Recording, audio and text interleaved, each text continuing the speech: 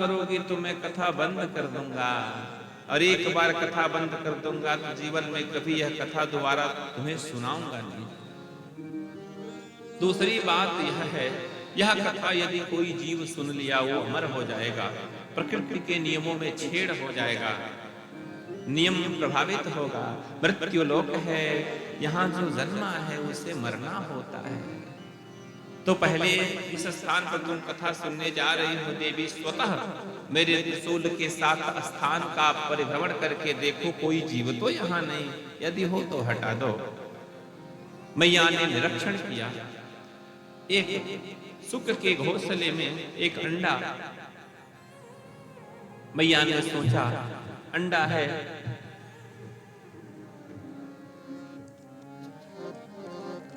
अभी अंडा है, जीव नहीं हुआ है, अगर मैं छू दूंगी तो जीव का निर्माण नहीं होगा, और अंडा है तो इससे डर किस बात का।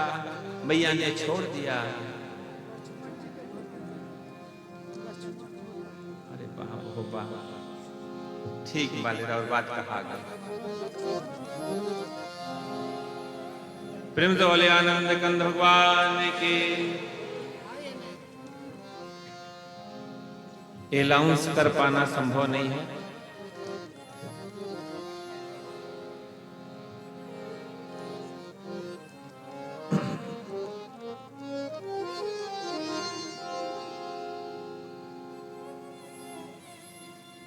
प्रेम से बोले आनंद कंद भगवान के।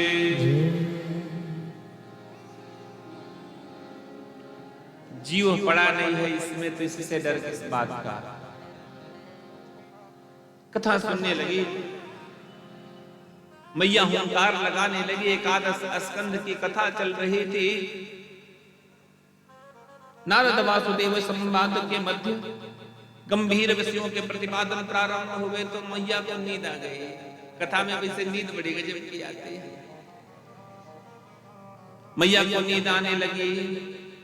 वह अंडा जो था उस शुक का अंडा, धीरे धीरे कथा के प्रभाव से उसमें जीव का निर्माण हो गया था।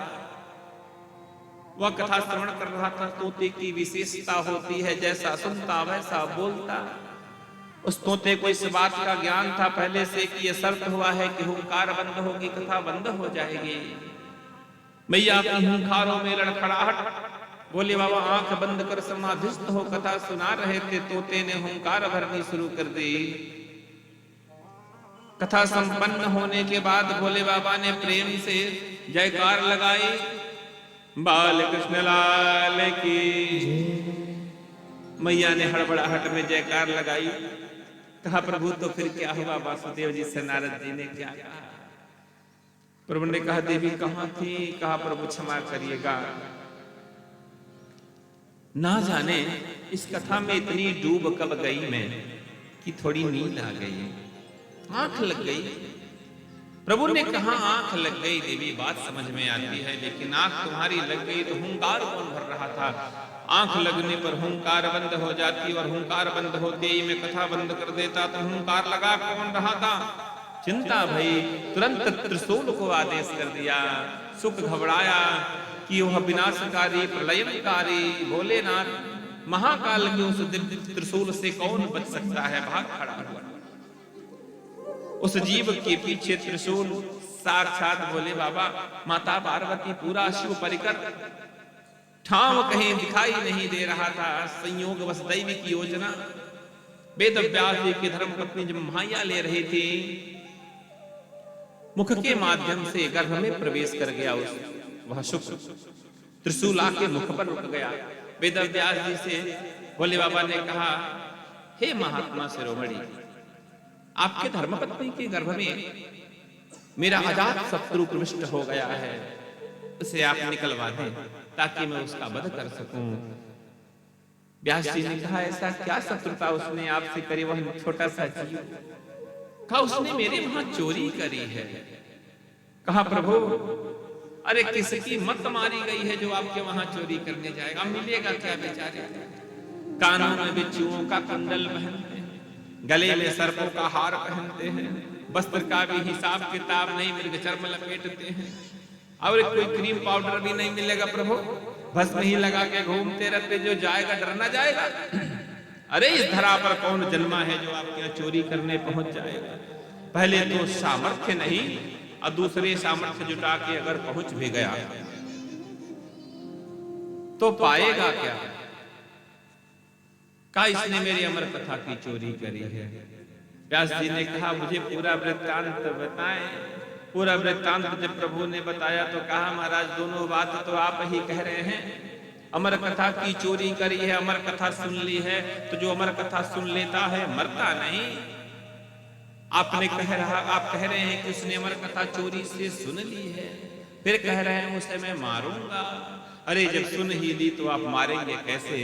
यदि आप मार ही दें, आपके मारने से वह मर जाए तो फिर अमर कथा का महत्व क्या रहा। भोले बाबा निरुत्तर हो गए, वापस चले आए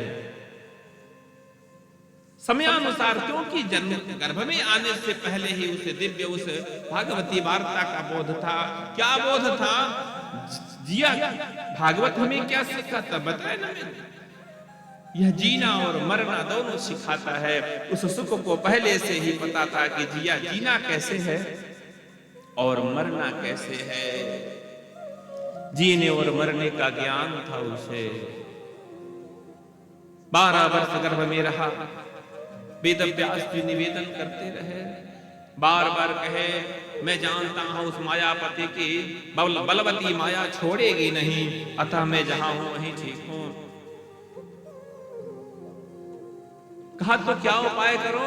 कहा उपाय यदि करना चाहते हैं, मुझे गर्भ से बाहर लाना चाहते हैं, तो कहीं कृपा करिए कि मायापति कौन, साक्षात भगवान नारायण, वह मायापति आके मुझे वचन दे कि हे बेटा गर्भ से बाहर आ, मैं तुम्हें आशीर्वाद प्रदान करता हूं और यह वचन देता हूं कि मेरी बलवती माया तुझे व्याप्त नहीं होगी तो गर्भ गुहा से बाहर आऊंगा, अन्यथा यहीं ठीक हो। वेद व्यास जी ने भगवान नारायण की स्तुति करी, भगवान प्रकट भय। कहा बेटा अरे तू तो भागवत धर्म का परम प्रवर्तक परम प्रचारक होगा, मेरी बलवती माया में इतना सामर्थ्य कहां कि वो तुम्हारे ऊपर प्रभाव डाल सके। तू गर्भ से बाहर आ जा बेटा, तुझे मेरी बलवती माया व्याप्त नहीं होगी। 12 वर्ष के बाद मायापति से आशीर्वाद प्राप्त करके वह बालक गर्भ से बाहर आया। नालक छेदन आदि संस्कार जैसे तैसे हुआ। नग्न वह बालक वन को जाने। किसी को पता मात्र चल जाए कि धर्मपत्नी हमें विशेष पुष्प प्रदान करने वाले हैं, तो संसार का हर पुरुष प्रसन्न हो जाता है कि मैं भी पिता बन गया। हर स्त्री प्रसन्न हो जाती है कि मैं भी मां बनने वाली हूं। 9 मास की प्रतीक्षा के बाद जब अपने पुत्र का मुख देखता है तो धरा का हर जीव का हृदय एक बार पिघल जाता है। उसमें ऐसी प्रीति लगती है कि संसार में अपने पुत्र से अधिक प्रिय किसी को न कुछ लगा न शायद कुछ लगेगा। तो बताना क्या चाहता हूं, बताना ये चाहता हूं कि पुत्र की लालसा में जिस पुरुष ने 12 वर्ष प्रतीक्षा करी हो, जिस मां ने 12 वर्ष प्रतीक्षा करी हो, वह बालक जन्म लेते ही नग्न वन को जाने लगे। कल्पना करे उस मां पर क्या बीती होगी, उस पिता पर क्या बीता होगा। भगवान के 17वें अंशावतार वेद व्यास जी, जो पुराणों की ज्ञाता परम विद्वान, पराशर जी के अंश से उत्पन्न मनीषी, महर्षि, वेदर्षि, धर्मर्षि, देवर्षि, तपस्वी, ज्ञानी, ऐसे परम सिद्ध भगवान के अंश से अवतरित वेद व्यास जी पुत्र पुत्र कह के पुकार रहे हैं। वह बालक मुड़ के भी नहीं देख रहा। कुछ दूर बालक गया, जल में स्त्रियां स्नान कर रही, चला गया। सफेद दाढ़ी वाले जब वेद व्यास जी गए तो सब निकल के जल्दी जल्दी वस्त्र से लाज ढकने लगी, वस्त्र पहनने लगी। वेद व्यास जी को बड़ा अजीब लगा। कहा हे देवियों, हे देवियों, मेरा इतना अनादर क्यों। अरे मुझ में कोई ऐसा विचित्र विकार, मैं विकारातीत तपस्वी, मैं तुम्हारे आंखों के सामने से 12 वर्ष का मेरा नग्न पुत्र चला गया, किशोरावस्था को स्पर्श करता हुआ वह बालक चला गया। हे देवियों, रत्ती भर तुम्हें लाज नहीं आई? सफेद दाढ़ी के बुजुर्ग इस महात्मा को देखकर लाज आती है? तुम कहना क्या चाहती हो और तुम प्रदर्शित करना क्या चाहती हो? कहा महाराज, सब तो आप ही ने कह दिया। आपने अभी कहा हे देवियों, आपको इस बात का ज्ञान है कि हम स्त्री हैं और आप पुरुष हैं, लेकिन किशोरावस्था को स्पर्श करता हुआ वह नवजात जिसे आप नग्न कह रहे हैं, जिसे अपना पुत्र कह रहे हैं, वो किशोर अवस्था को स्पर्श करता हुआ आपका बालक हमारी आंखों के सामने से नग्न चला गया। अरे उसे तो इस बात का पता ही नहीं है कि कौन स्त्री और कौन पुरुष। वो तो बस इतना जानता है कि ईश्वर अंश, जीव अविनाशी, ये संसार ईश्वर का अंश है और सब जीव है। इसके अतिरिक्त उसमें कुछ सामर्थ्य ही नहीं जानने का, तो उससे कैसी लज्जा। वेद व्यासी को ज्ञान हो गया।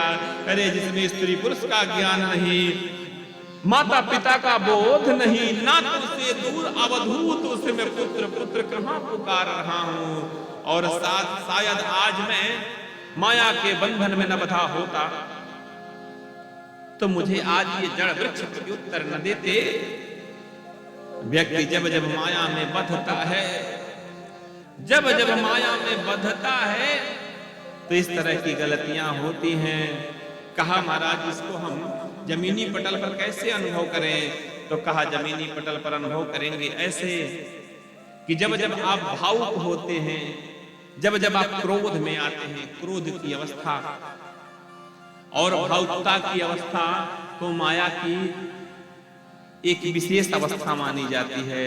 सूत्र कहता है कि भावुकता की अवस्था में और क्रोध की अवस्था में वचन नहीं देना चाहिए और कोई निर्णय नहीं लेना चाहिए। भारी पड़ जाता है, क्योंकि उस अवस्था में हमारी बुद्धि हमारा सहयोग करना छोड़ देती है। प्रेम से बोलिए आनंद कंद भगवान के।